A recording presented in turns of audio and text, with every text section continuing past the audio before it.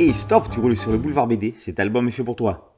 Migali, spécial frisson, le manoir carnivore.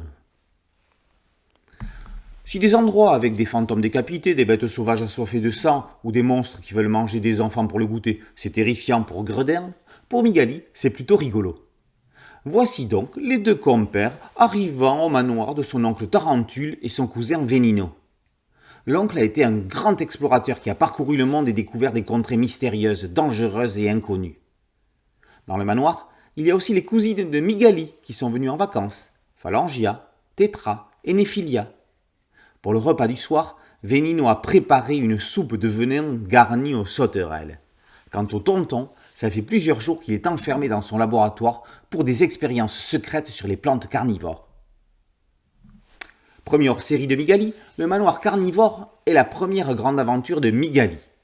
Si chaque album avait un thème défini, les pages étant scandées par des gags, ici, le fil est plus lisse.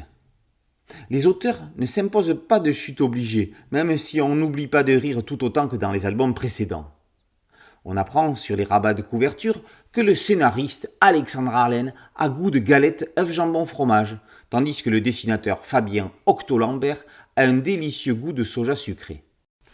Nouvelle venue dans la troupe, la coloriste Kaori, qui se fond dans l'univers défini dans les tomes précédents, a une saveur chips aux crevettes idéale pour l'apéro.